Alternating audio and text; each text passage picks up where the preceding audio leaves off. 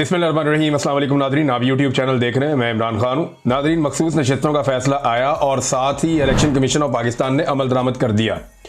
मैं आपको सिर्फ इतना याद दिलाना चाहता हूँ कि एक साल पहले भी सुप्रीम कोर्ट ऑफ पाकिस्तान के फुल कोर्ट ने यानी तमाम जजेस ने बैठकर मखसूस नशस्तों का फैसला दिया था, लेकिन उस वक्त फैसला आया था पाकिस्तान तहरीक इंसाफ के हक में। काजी फायदी साहब चीफ जस्टिस थे। पूरा जोर लगाने के बावजूद वो ये फैसला पाकिस्तान तहरीक इंसाफ के खिलाफ करवाने में नाकाम रहे और ये फैसला पाकिस्तान तहरीक इंसाफ के हक में आ गया।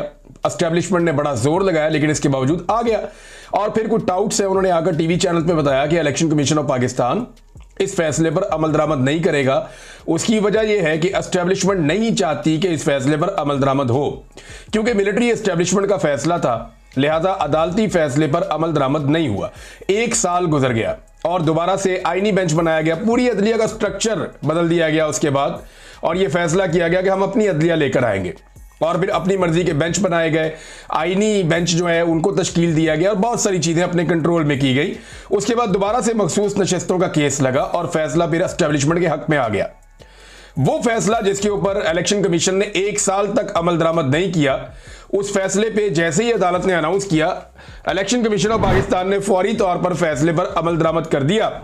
और जैसे ही मर्जी का फैसला है, जैसे रेडियां नहीं बांटते, जैसे माले गनीमत बांटा जाता है, बिल्कुल वैसे इन्होंने फटाफट फैसले के ऊपर अमल दरामद कर दिया।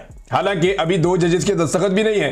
पाकिस्तान तहरीक इंसाफ ने कहा जी हमें जो फैसले की कॉपी दी जाए, तो कॉपी नहीं दी गई थी कि अभी दो जजेस हैं, उनके दस्तखत भी नहीं है और अभी तो तफसीली फैसला भी नहीं आया और फिर भी इलेक्शन कमीशन ऑफ पाकिस्तान ने यहां पर फैसले पर अमल दरामद कर दिया है।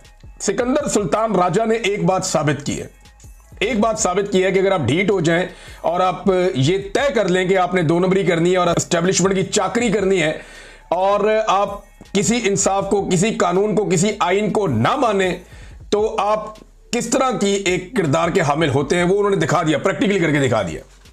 उन्होंने बता दिया कि जनाब ये वो करैक्टर होता है जो आइन में नहीं मानता, कानून में नहीं मानता, इंसाफ में नहीं मानता, किसी लॉजिक को नहीं मानता, वो सिर्फ अंधाधुंध मिलिट्री एस्टेब्लिशमेंट के फैसलों की जो है वो तामील करता है। और यही इलेक्शन कमीशन ऑफ पाकिस्तान ने किया और उनकी जो दुनियावी कामयाबी है उसकी वजह भी यही है। देखिए, करोड़ों लोगों के साथ इन्होंने बेईमानी की है। ये चीफ इलेक्शन कमिश्नर, याद रखें बात, ये तो दुनिया खत्म हो जाएगी। अभी तो उनकी उम्र का वो हिस्सा चल रहा है जिसके बाद बंदा अल्लाह मियां के पास चला जाता है, और वैसे जाना तो हम सब ने है, लेकिन जरा वो ये सोचें कि जो आदमी किसी का हक मारे उसके साथ रोजे क़यामत क्या होता है, जरा कुरान पाक निकाल के पढ़ लें। और उन्होंने पूरी कौम का हक मारा है, करोड़ों लोगों से उनका हक छीना है, उनकी हक तलफी की है और बेईमानी की है। दयानतदारी का तकादा था उनके ओहदे से, लेकिन उन्होंने खयानत की है।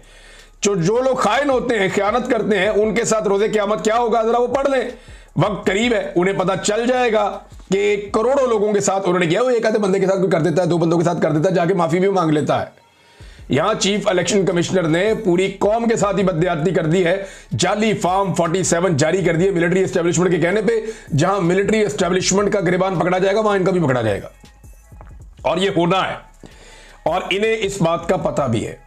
ये सब जानते हैं, कोई बेवकूफ नहीं है, बस सिर्फ इनकी आंखों पे पर्दा पड़ा हुआ है। नाज़रीन, ख्वाजा आसिफ ने एक एहतजाज किया और ख्वाजा आसिफ का एहतजाज आप देखें, बड़ा मासूम एहतजाज है। इससे पहले ख्वाजा आसिफ ने कहा था speaker, deputy speaker, chairman senate, deputy chairman senate की तनख्वाहों में और माली मुराद में बेतहाशा इजाफा माली फहाशी के जुमरे में आता है। आम आदमी की जिंदगी को जहन में रखें, हमारी तमाम इज्जत आबरू उसकी मरहूने मिन्नत है। ये जनाब ख्वाजा आसिफ ने 11 जून को कहा था जब बजट आ रहा था और ये तनख्वाहें बढ़ा रहे थे अंधाधुंध। इन्होंने काबीना की तनख्वाहें भी बढ़ा दी हैं, MNAs की तनख्वाहें भी बढ़ा दी हैं, ये जो 4 नाम लिए इनकी तनख्वाहें भी बढ़ा दी हैं। पंजाब में भी यही किया इन्होंने वफाक में भी यही किया। अब ख्वाजा आसिफ का लेटेस्ट इसके ऊपर आया, ये माली फहाशी का सिलसिला 1 जनवरी 2025 से शुरू होता है।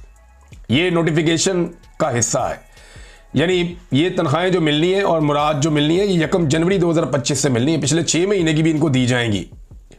कौमी खजाने के इस्तेहसाल की ये इंतहा है। एक या दो अशखास अपने ओहदों की निस्बत से अपनी माहाना तनख्वाह और अलाउंसेस एक MNA से 4 गुना बढ़ा लें और जिम्मेदारी हुकूमत पर डाल दें। कौमी असम्बली के इदारे की कदर व मंजिलत का ख्याल इसके निगहबान नहीं करेंगे तो कौन करेगा? वो सब फ्रॉड है। ख्वाजा आसिफ वफाकी वजीर है। ये काबीना में करने वाली बात को सोशल मीडिया में क्यों करते हैं? सोचा कभी आपने? ये लोगों को बेवकूफ बनाते हैं, ये अपना रिकॉर्ड सीधा रखते हैं। जनाब मैं तो उस टाइम भी मना कर रहा सी ना करना। ये ख्वाजा आसिफ जो रिमके ये ट्वीट्स वगैरह करते रहते हैं ना, या स्टेटमेंट देते रहते हैं, ये इसलिए देते रहते हैं कि कल को इन्होंने जनरल आसिम मुनीर को भी बुरा भला कहना है। जैसे आजकल जनरल बाजवा को गालियां देते हैं, जनरल बाजवा के ऊपर सारे इल्जाम लगाते हैं कि जनरल बाजवा ने इतनी घटिया सियासत की कि हमने सारी जिंदगी कभी सोची भी नहीं। कल जनरल आसिम मुनीर के बारे में इन्होंने यही कहना है। और उस वक्त इन्होंने ये ट्वीट निकाल के देखे जब आसिम मुनीर था ना, तब भी हम ये बात कर रहे थे। ये बारीक वारदात डाल रहे ख्वाजा आसिफ। हालांकि ख्वाजा आसिफ को इस वक्त अपनी औकात का पता है, उनको आइडिया है। वो DGISPR, वो बेचारा जब टीवी के ऊपर आते हैं, किसी चैनल पे आते हैं, जनरल अहमद शरीफ, वो कहते हैं इंटरव्यू देते हुए कि दुहाइयां दे रहे होते हैं कि यार हमारा सियासत में कोई ताल्लुक नहीं है, फौज सियासत नहीं कर रही है, हमें सियासत और दीगर उमूर के अंदर मत घसीटो। वो ये तरले मिन्नत कर रहे होते हैं हर मीडिया के ऊपर बैठ के, जब भी उन्हें मौका मिलता है।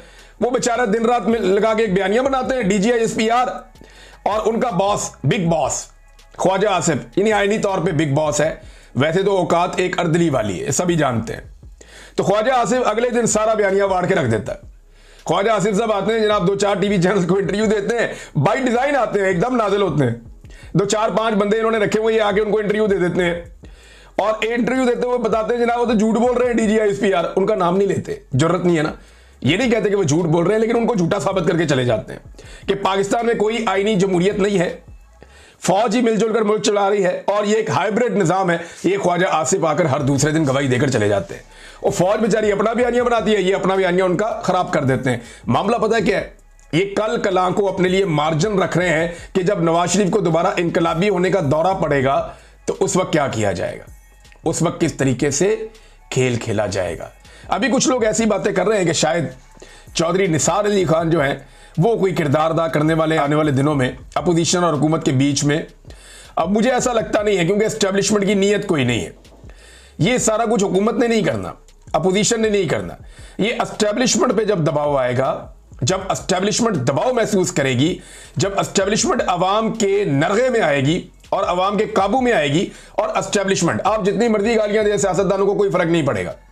जब तक एस्टेब्लिशमेंट को आप नहीं पकड़ेंगे, एस्टेब्लिशमेंट को काबू नहीं करेंगे, तब तक कोई बातचीत नहीं होगी, तब तक इंसाफ नहीं होगा। जो मर्जी बंदा बीच में डाल ले। बहरहाल ये खबरें फैलाई जा रही हैं या आ रही हैं, आने वाले दिनों में इनके बारे में भी पता चल जाएगा।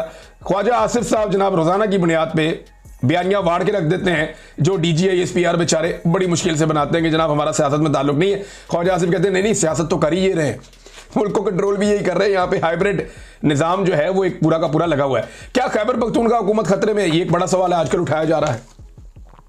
क्या पाकिस्तान तहरीक इंसाफ एक नई तहरीक चला सकती है? एक और बड़ा सवाल है, ये भी आजकल उठाया जा रहा है। दोनों के जवाब मैं आपके सामने रख देता हूं। एक तो यह है कि खैबर पख्तूनख्वा हुकूमत को खतरा नहीं है, ये पाकिस्तान तहरीक इंसाफ कहती है। दावा उनका यह है कि हमारे पास जो MPAs है उनकी तादाद ज्यादा है, और कोई फॉरवर्ड ब्लॉक अभी हमें बनता हुआ दिखाई नहीं दे रहा। अगर कोई फॉरवर्ड ब्लॉक बन गया तो फिर तो ये एक दूसरी हुकूमत बन भी सकती है, पाकिस्तान तहरीक इंसाफ के अंदर से भी बन सकती है, जैसा कि कश्मीर के अंदर किया गया था। एक नया ब्लॉक बना के वहां पे नई हुकूमत बना दी गई थी। तो पाकिस्तान तहरीक इंसाफ की क़यादत कहती है कि उन्हें कोई खतरा नहीं है। और इमरान खान साहब जेल से मंडियों का जिक्र कर चुके हैं, ये भी हमें आइडिया है। दूसरी जानिब एक और तजवीज़ दी जा रही है पाकिस्तान तहरीक इंसाफ के अंदर, और वो तजवीज़ ये दी जा रही है कि मौलाना फजलुर रहमान साहब से जो है मामलात किए जाएं। और मौलाना फजलुर रहमान साहब से रब्ता किया गया है पाकिस्तान तहरीक इंसाफ की जानिब से। फजलुर रहमान साहब ने मुस्बत जवाब दिया है। उन्होंने कहा जी खैबर पख्तूनख्वा की हुकूमत गिराने का हमारा कोई इरादा नहीं है, लेकिन फलां फलां मामला जो है उनको ठीक किया जाए।